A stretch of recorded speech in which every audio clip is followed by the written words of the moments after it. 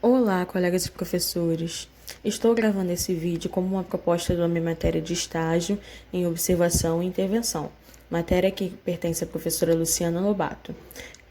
Nesse vídeo, eu falarei um pouco sobre a vida, sobre obra, sobre de como começou tudo para o Romero Brito.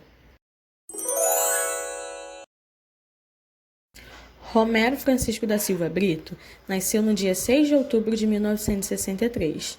Ele nasceu em Recife, Pernambuco. Ele é o número 9 de 12 dos seus irmãos. A sua mãe era dona de casa e seu pai policial. Sua família vivia em situação muito difícil de pobreza. Ele dizia que mesmo em pobreza, sua família sempre incentivou a estudar. Eles davam livros. Ele ganhava muitos livros de arte para que pudesse desenvolver seus traços. Contudo, ainda lhe faltava muito material. Com isso, ele usava da sua criatividade para formar a tela. Ele usava sucata, jornal, papelão e, aos seus 8 anos de idade, já desenvolvia peças que faziam pessoas ficarem impressionadas. Romero, com toda a sua criatividade, foi reconhecido bem cedo. Aos seus 14 anos de idade, fechou seu primeiro negócio. Desde o seu primeiro quadro, Romero já tinha uma caracterização de seu trabalho. As cores fortes e vibrantes, formas, traços que mostravam para que ele veio. Segundo ele, era uma forma de construir uma realidade alegre, uma escapatória para o sofrimento de seu cotidiano. Uma frase que ele costumava dizer era essa: na condição de criança pobre no Brasil, tive contato com o lado mais sombrio da humanidade. Como resultado, passei a pintar para trazer luz e cor para a minha vida. Romero começou a ser influenciado por uma família inglesa rica que morava próximo à sua casa. Assim, ele passou a se interessar por artes e pelo jeito americano de ser. Aquela cultura, para ele, era uma forma de se colocar mais distante da condição violenta de onde ele morava. Nessa época, ele ainda sonhava em ser um diplomata para poder ir para bem longe. Só que as coisas não foram bem assim e as coisas mudaram um pouco o caminho de Romero. Aos 17 anos, Romero ganhou uma bolsa de estudos para o curso de Direito, na Universidade Católica de Pernambuco. Antes de completar o segundo ano de faculdade, embarcou em uma viagem para a Europa, para ver com seus próprios olhos como era a arte, o que o mundo tinha a oferecer. Passou por Inglaterra, Itália, França, Alemanha, Espanha e voltou. Quando voltou, decidiu que estava mesmo no caminho certo. Ele queria mesmo era ser um artista. Assim, ele trancou a faculdade e seguiu uma viagem nos Estados Unidos. Lá, ele resolveu ficar em Miami, na Flórida, e até hoje nunca mais voltou a morar no Brasil. Sua estadia fazia com que ele se sentisse um verdadeiro americano, não só pelo que dizia no papel. Ainda hoje, quando dá entrevistas, ele esquece do português e acaba misturando os idiomas na hora das entrevistas. Aquele menino nordestino conseguiu o que ele queria, realizou o seu primeiro sonho, não ao se tornar um grande artista, mas ao fugir da realidade dura que ele tinha sido imposta ainda muito cedo. Ainda em Miami, a arte de Romero ainda não tinha bons olhos. Ele só tinha um dom, ainda não era um trabalho. Romero foi de tudo: atendente de lanchonete, lavador de carro, jardineiro, caixa de supermercado, e ainda assim nunca deixou de fazer suas pinturas nas ruas. Alguns famosos começaram a apreciar o trabalho de Romero Brito e assim começaram a divulgar para o mundo das elites. A partir daí, Romero começou a conquistar o mundo. Com o nome de Brito na boca das celebridades americanas, passou a ganhar cada vez mais reconhecimento pelo seu estilo pop art, até que em 1980 recebeu sua primeira oportunidade que mudaria para sempre a sua carreira. A Absolute o convidou para fazer a embalagem de uma das edições especiais da vodka russa. Depois da Absolute, outras grandes empresas começaram a o contratar, como a Pepsi, a Disney e outras grandes. Nesse período, o ator também retratou grandes famosos, como Michael Jackson e a princesa da Inglaterra, Diana. Ele conseguiu retratar, trazer a um retrato, desenhá-los e assim teve muito mais reconhecimento.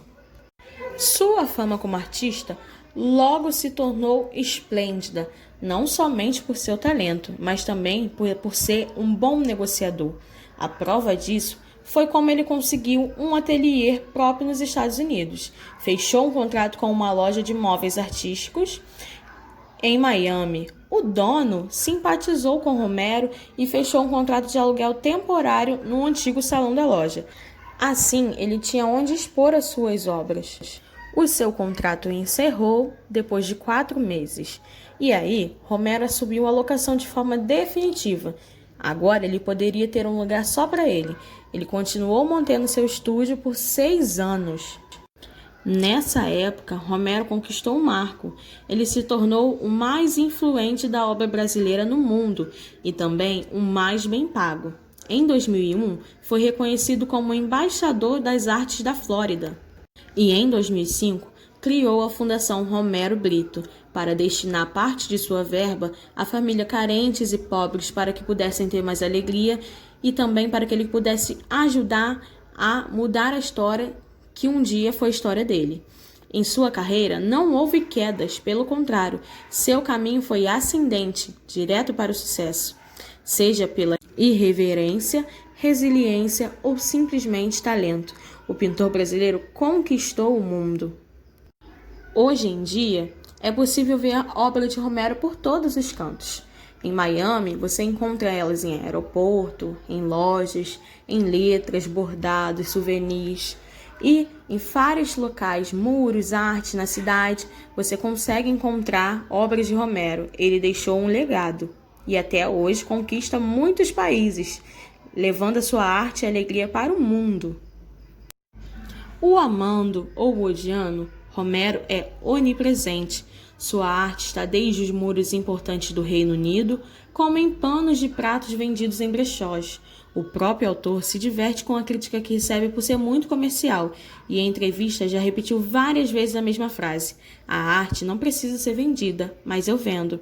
Nesse slide vocês podem ver alguns locais em que tem a sua obra. E aí só tem um pouco, ele tem muito mais. Você continuará vendo algumas de suas obras. Essas obras ele desenha em muros, em fachadas e também muitas pessoas fazem um autorretrato usando o estilo de Romero. Ele conquistou o mundo realmente.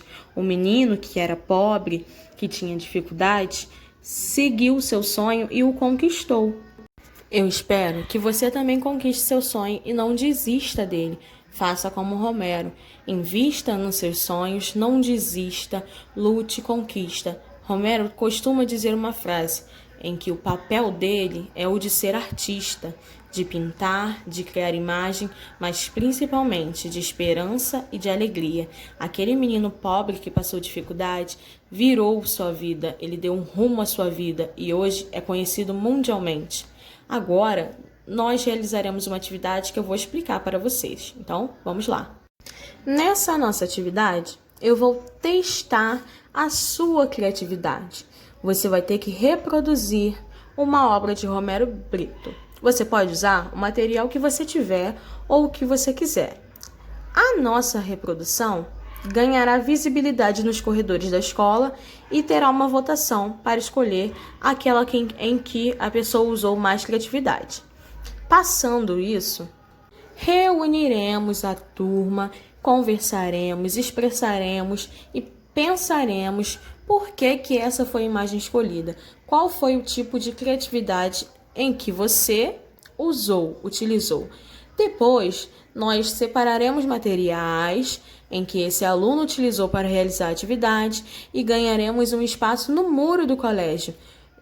O autor da reprodução vai desenhar e toda a turma vai ajudar pintando para ficar bem colorido.